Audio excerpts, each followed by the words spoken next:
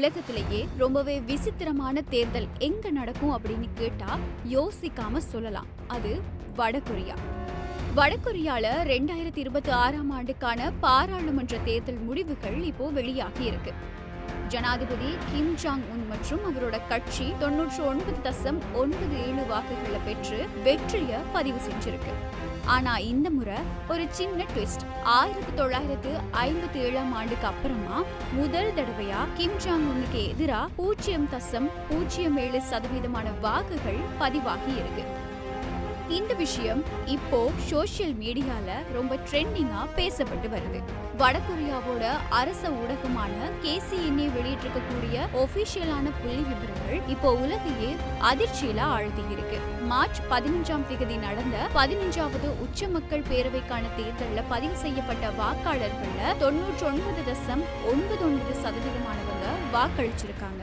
இதுல 0.0037% வெளிநாடுகள்ல இருந்ததாலையும் கடல்ல வேலை செஞ்சுக்கிட்டு இருந்ததுனாலையும் மட்டும் வாக்களிக்க முடியலையாம்.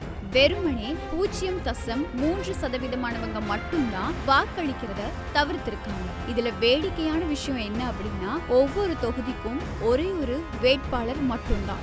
மக்கள் செய்ய வேண்டியதெல்லாம் என்ன அப்படின்னா, ஆமாம் அப்படி இல்லைன்னா இல்ல அப்படின்னு சொல்லணும். இதனாலதான் சர்வதேச பார்வையாளர்கள் இத ஒரு காட்சி தேர்தல், ஷோ எலெக்ஷன் அப்படின்னு கிண்டல் அடிக்கிறாங்க. இந்த தேர்தல்ல ரொம்பவே கவனிக்கப்பட்ட விஷயம் அந்த 0.07% எதிர்ப்பு வாக்குகள் தான். 1957க்கு அப்புறமா முதல் தடவையா தங்களுக்கு எதிராக வாக்குகள் விழுந்திருக்கத வடகொரிய அரசாங்கமே ஒப்புக்கொண்டிருக்கு. 687 பிரதிநிதிகள் தேர்ந்தெடுக்கப்பட்ட இந்த தேர்தல்ல கிம் ஜாங் உன்னோட சகோதரி கிம் யோ ஜோங் தொகுதி எண் 5ல அமோக வெற்றி பெற்றிருக்காங்க. ஒரு பக்கம் கிம் குடும்பத்தோட ஆதிக்கம் தொடர்ந்திருந்தாலுமே கூட இந்த சின்ன சதவீத எதிர்ப்பு வாக்குகள் வடகொரியால ஏதோ ஒரு மெல்லிய மாற்றம் ஆரம்பிக்குதா அப்படிங்கிற ஒரு கேள்வியையும் எழுப்பியிருக்கு.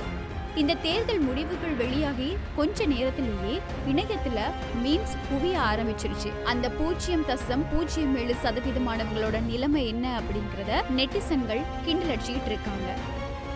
மொத்தத்துல அந்த 0.07% இப்போ உலகத்தோட மோஸ்ட் வாண்டட் நபர்களா மாறி இருக்காங்க.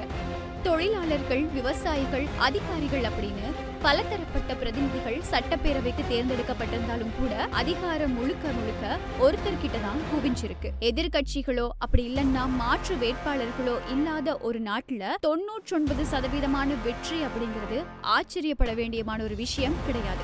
ஆனா இந்த தடவை எதிர்ப்பு வாக்குகளை பகிரங்கமா அறிவிச்சிருக்கிறது மூலமா வடகொரியா உலகத்துக்கு தானும் ஒரு ஜனநாயக நாடு அப்படிங்கறத காட்ட முயற்சி செய்தா அப்படிங்கிற ஒரு சந்தேகமும் எழுப்பப்பட்டிருக்கு.